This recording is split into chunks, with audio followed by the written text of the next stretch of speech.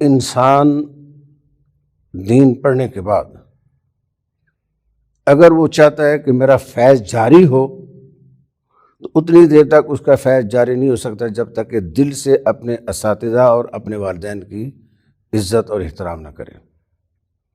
ہم نے بڑے بڑے طلباء دیکھیں اپنے ساتھیوں میں بھی اور اپنے شاگردوں میں بھی، بڑے ذہین، بڑے لائق، ان کے اندر ادب نہیں تھا، احترام نہیں تھا، غرور تکبر تھا، اللہ نے ان سے کام نہیں لیا۔ کہتے ہیں نا جو درخت جھکا ہوا ہوتا ہے اس کو پھل لگتا ہے، اور بلندی پر جانے کے لیے جھکے گا تو وہ بلندی پر پہنچے گا، اگر جھکے گا اکڑ کر جو ہے اوپر نہیں جا سکتا۔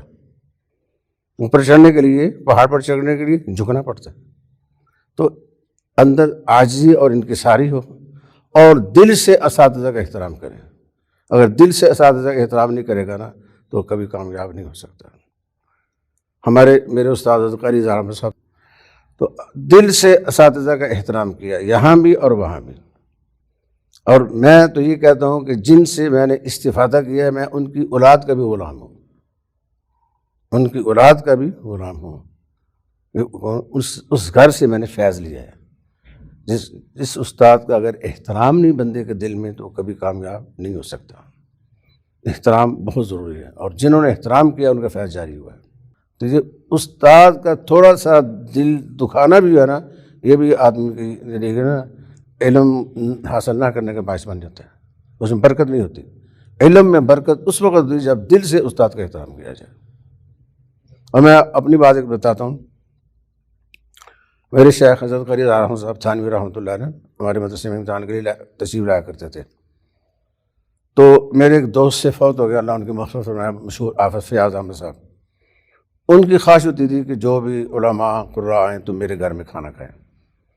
اور پہلے استاد جی تشریف جب لائے تو ناشتہ کیا، اس کے بعد حضرت نے امتحان شروع کر دیا۔ تو 11 ساڑھے 11 ہوئے تو حافظ فیاض صاحب کا پیغام آیا کہ جی وہ کھانا تیار ہو گیا۔ تو لڑکا اندر امتحان دے رہا تھا، میں نے انتظار کیا لڑکا باہر آ جائے، میں جاؤں گا گھبرا جائے گا، تو میں اگر لڑکا باہر آئے پھر میں جاتا ہوں۔ لڑکا باہر آیا امتحان دے کے، میں اندر گیا، میں نے کہا حضرت وہ حافظ صاحب فرما رہے ہیں کہ کھانا تیار ہو گیا۔ تو کہتے یار ابھی تو امتحان بہت باقی ہے اور ابھی کھانا ناشتہ کر لیں گے تو لڑکا بھیجیے اس کو نمٹائیں امتحان کو، ادب احترام 12 لڑکے کو بھیج دیا۔ حافظ صاحب کا پھر پیغام آیا کہ جی کھانا جو ہے نا وہ ٹھنڈا ہو جائے گا، تو وہ پھر آئے۔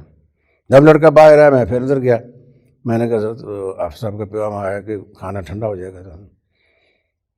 تو مجھے فرمانے لگے لگتا ہے تجھے بہت بھوک لگی ہے۔ میں نے کہا حضرت مجھے نہیں، حافظ صاحب کا پیغام نہیں، لڑکا بھیج دیا۔ میں نے پھر لڑکا بھیج دیا، لڑکا اندر گیا، حافظ صاحب کا پھر پیغام آیا کہ میں نے کھانا لگا دیا ہے۔ اچھا وہ لڑکا باہر آیا، میں نے کہا حضرت حافظ صاحب کا یہ پیغام آیا کہ کہتے ہیں کھانا لگا دیا ہے۔ کہ فرمانے لگے چلو نکلتے ہیں۔ جب وہ اٹھے باہر آئے تو ان کا جو جوتا تھا نا وہ اس طرح تھا کہ جوتا ڈال کے پھر اس طرح کر اس کو بند کرتے تھے، تو انہوں نے جوتا پورا نہیں پہنا، اس طرح اس کو نیچے دبا دیا، چل پڑے۔ لڑکے سب ادھر لڑکے جو شاگرد تھے میرے وہ دیکھ رہے تھے ادھر۔ سڑک کے درمیان میں ان کے آگے بیٹھ گیا، بالکل آگے بیٹھ کر میں نے ان کا جوتا سیدھا کیا، پہنایا، لگایا، اس طرح کر کے تو پھر جو ہے نا وہ چلے گئے گھر، کھانا کھانا کھایا۔